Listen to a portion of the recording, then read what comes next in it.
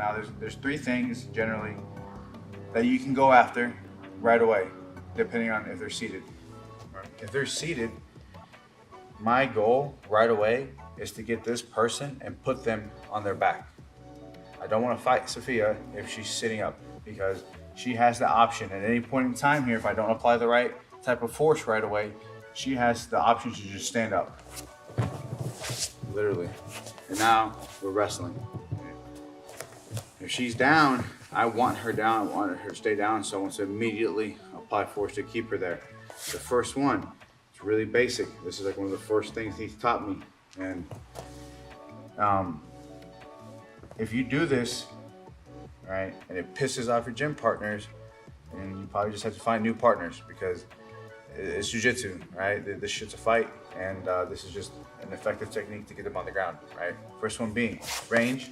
She's up there. I'm gonna take both palms, and I'm literally gonna like double thumb block, double post on her shoulders, and I'm shoving and pushing Sophia as hard as I physically can until her back hits the mat, because I don't want her seated. So it'll look something like this. You slap, here we go, and I just push her down, all right? Just like that. Now, she's in a more compromised position. Now, again, I find my range, and I start to cut an angle, start to pass however it is that you want to pass. We're not gonna get into that, we're just basics here. So that's one way, okay, of getting her in a compromised position on her back, where I'm dictating the pace and she's being reactive. I'm pushing the pace. If Sophia's feet are forward, so sometimes in a guard, they'll be in a position where these feet are gonna be forward and the hands and the head will be back. So I don't have access, because if I were to push here, her feet now can mess with my feet, right? Go ahead. There. So I don't have as good of a pushing power. So if you're approaching a guard and you analyze the three, okay? You're like a robot. You're analyzing. You're looking at her head, her hands, and her feet. If those feet are forward and I'm here, I look at those feet. All right? I look at the shoulders and I decide if I push the shoulders, her feet are going to be able to access mine. I'm not going to be able to put her down. So feet are forward. Instead, I go after the feet and I go on double knees and I grab underneath her feet here. Okay. Once I have underneath her ankles, I take a step up. Okay, with either foot, doesn't matter. I take a step up and I'm flipping Sophia on her back here. So now, look where we are. Again, she's in a compromised position, and I can start my passing chain, whatever that may be. That's something we can get into in the future. But for now, we're just gonna talk about getting the person on their back, because you wanna be passing the guard from here. I don't necessarily want to start guard passing from here, where they're a little more powerful and they have the ability to stand up on you. And that's crucial, because if this person is a better wrestler than you and somehow you got them down on their butt, I don't want them standing up. Like if I'm rolling with Pixley and Pixley is seated and I'm standing, I will do everything in my power to prevent him from standing up. Because if he stands up, I'm dead, all right? He's just a better wrestler than I am. It is what it is. So if you have a guy like that in your gym and you somehow manage to get him on his butt, you have to do whatever you can to keep him there. Don't just sit here, because he's gonna stand up and come after your ass, right? So we have the feet. If the feet are forward, we grab the feet. Double knees, foot up, flip on her back. Okay? You don't always have to go double knees. If her feet are forward enough, you can reach. I can lower my level, okay? Lower my level, reach the feet, flip her. And now I can cut my angle and start to pass, okay? If sometimes they're in a guard position where we talked about in part one, where it's not okay to lean forward a little bit, like this posture here, where the spine's at this angle. So if she's forward though, some people will do this to hide the feet because they don't want to be flipped. They'll have their hands, elbows in, head accessed. If you see this, now look at what's forward is the head and the shoulders. So we're gonna access the head and the shoulders. There's two options you can do from here. One being, I literally grab the crown of Sophia's head. So I reach over and I snap that down. She's giving you that head. You have to take advantage of what she's giving you. Range, we're hand fighting. I grab. It's almost like a club. We can also just reach straight over the top, the crown, pull her head down. We're just snapping her head down to the mat here. So it's either a club snap or we're reaching the top of the crown, snap. This other hand goes to the back of the shoulder and you're just gonna rotate yourself to the back. So I switch my feet and I make my way to this spot, all right? So that way, you kind of just have options here, depending on what the person's doing to you. Third one being, let's say she's in a good stance. The feet are even, her posture's even. I can't push her down. I don't have access to push her down. Crown of the head's not there. The feet aren't accessible, right? That means that the hand fight is what's gonna be important here. So if I can't get the head, can't get the feet, only thing left is the hands. So I'm in a range where she should never be able to touch my feet with her feet, and I start to hand fight her hands. As I hand fight her hands, you have to make some type of outside movement, right? Her job on bottom is to stay square with me. So good guard retention is if Sophia is down and I'm cutting angles, she stay up. She's not doing it. This is why she's a white belt. So if Sophia is down and I'm making angles, she should follow me, right? No matter where I go, she's following me here. Because if at any point in time, she doesn't follow me and she stays static, if she doesn't follow me and she stays static, yeah, boom, we end up here, okay? So, if feet aren't available, head not available, the hands are gonna be available. Now, the only thing with the hands is, as soon as I make contact with our hand fight, our feet have to move to one side. So I'm here, good stance, I reach, she reaches, we start the hand. As soon as our hands touch, I have to take an outside step, and I can either do two ways, okay?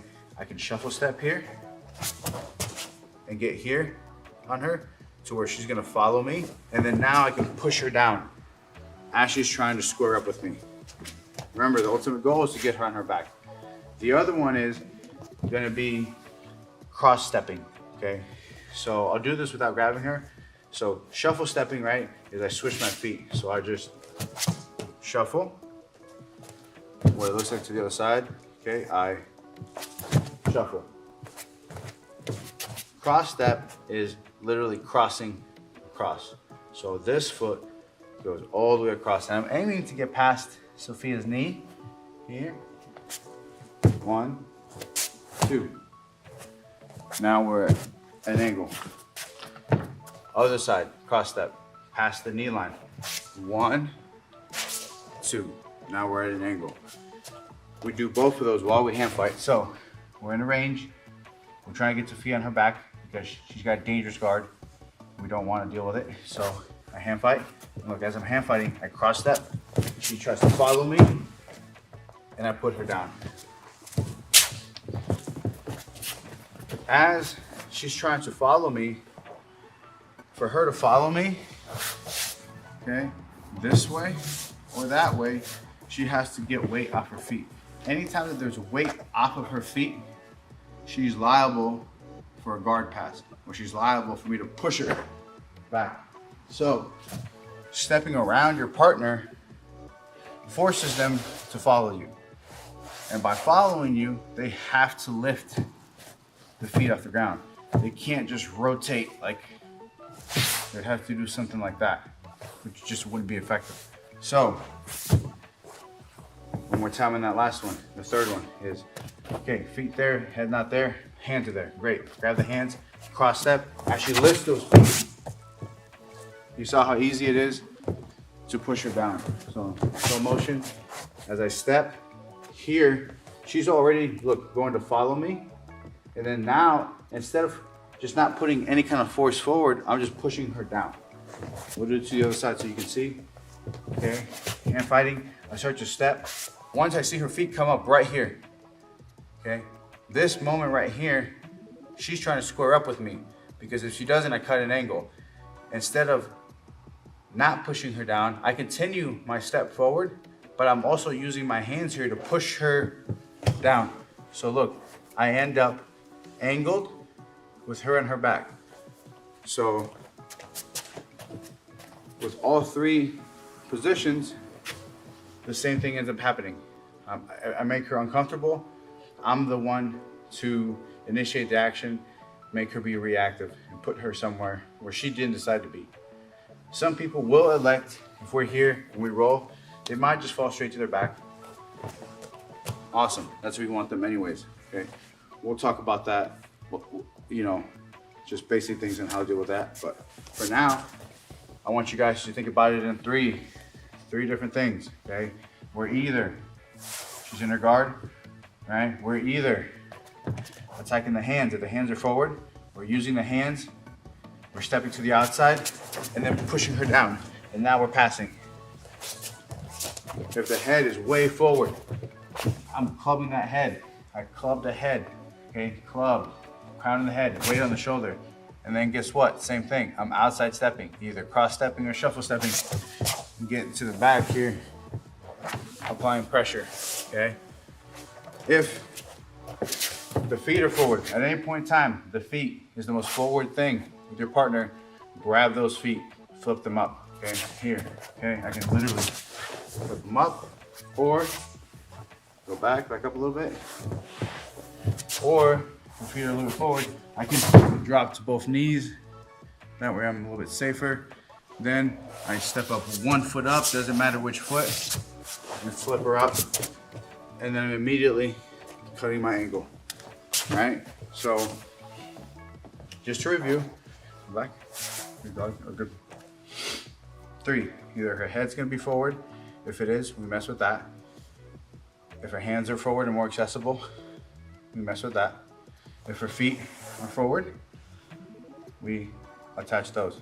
And this is something that can be applied gi and no gi, okay? It's very basic.